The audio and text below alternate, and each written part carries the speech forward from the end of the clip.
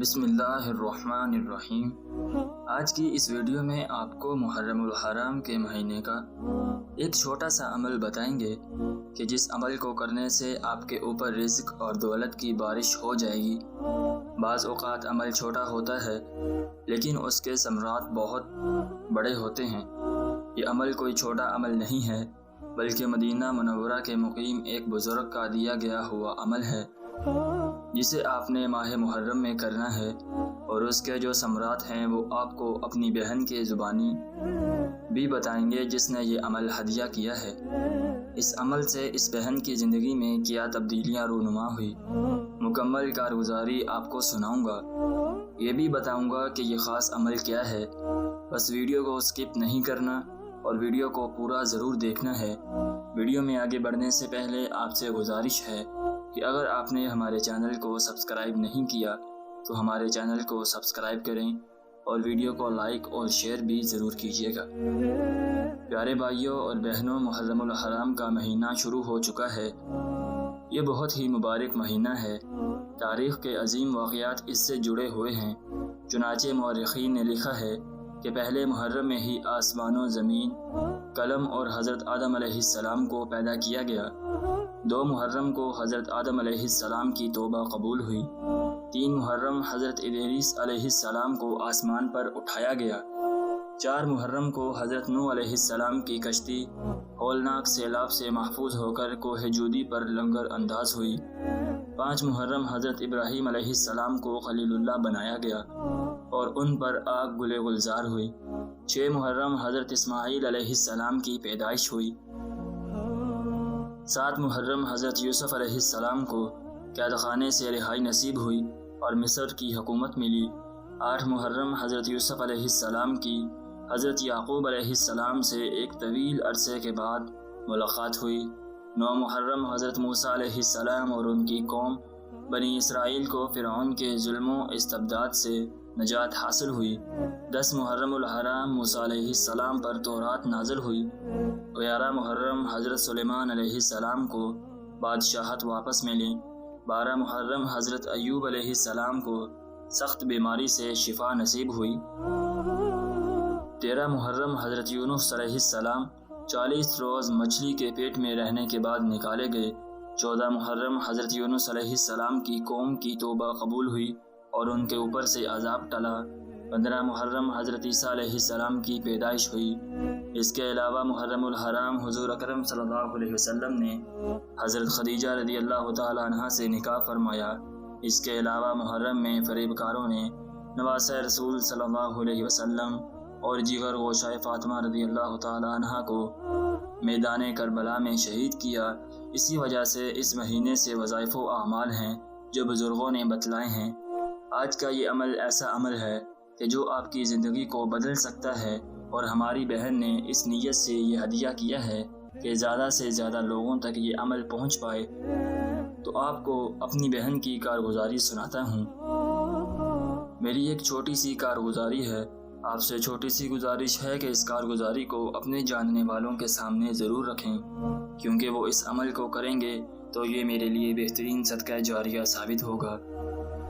میرے خاوند مدینہ منورہ مسجد نبوی صلی اللہ علیہ وسلم میں صفائی کے کام کرتے ہیں۔ یہ ہمارے پورے خاندان کے لیے بہت بڑی عزت کی بات ہے۔ مجھے اس پر فخر بھی بہت ہے۔ میرے خاوند کو 4 سال قبل مسجد نبوی صلی اللہ علیہ وسلم میں ایک بزرگ نے غربت دور کرنے کا نسخہ بتایا۔ میں نے اپنی صغیر بہن کو بتایا۔ آج ان کی کارگزاری آپ کے سامنے رکھتی ہوں۔ یہ اعمال ماہ محرم میں ہی کرنا ہے اور لازمی کرنا ہے تاکہ یہ اعمال میرے لیے اور میری نسلوں کے لیے صدقہ جاریہ بنے۔ آج سے 4 سال پہلے میری بہن کے گھر کا حال یہ تھا کہ لڑائیاں، نحوست، رزق میں کمی، ہر کام میں پریشانی۔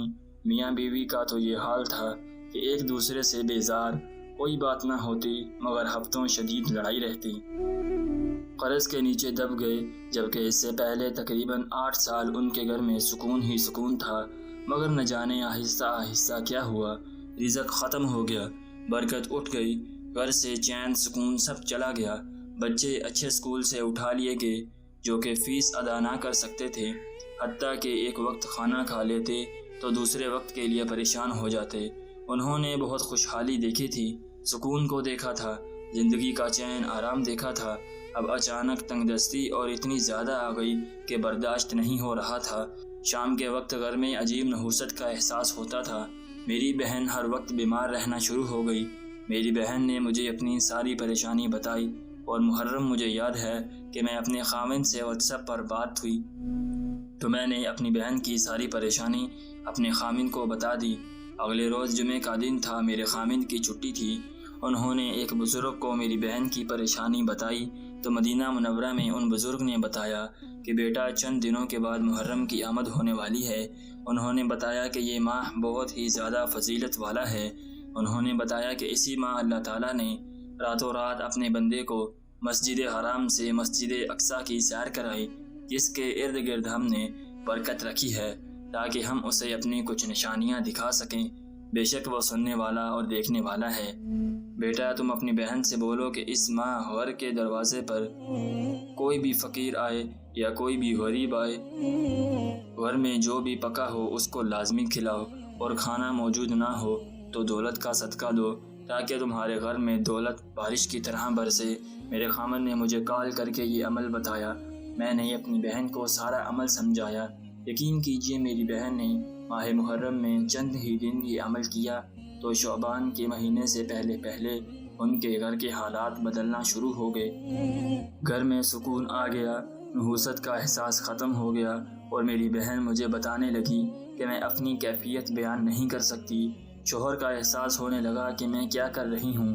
ایک تو وہ روزگار سے پریشان ہے اور الٹا میں انہیں مزید اپنی ہر وقت کی جلی کٹی سنا کر دکھی کر دیتی ہوں۔ پھر میرے دل میں شوہر کے لیے محبت کا احساس دوبارہ بڑھا، جبکہ شوہر کو بھی میرا احساس ہوا۔ پتہ نہیں کہاں سے ان دونوں کی سالوں سے دوریاں ختم ہو گئی تو گھر میں بھی سکون آ گیا، رزق کے دروازے کھل گئے۔ میرے شوہر بھی حیران رہ گئے، رب نے صرف 1 سال کے اندر اتنا نوازا کہ پہلے سے زیادہ رزق ملنا شروع ہو گیا۔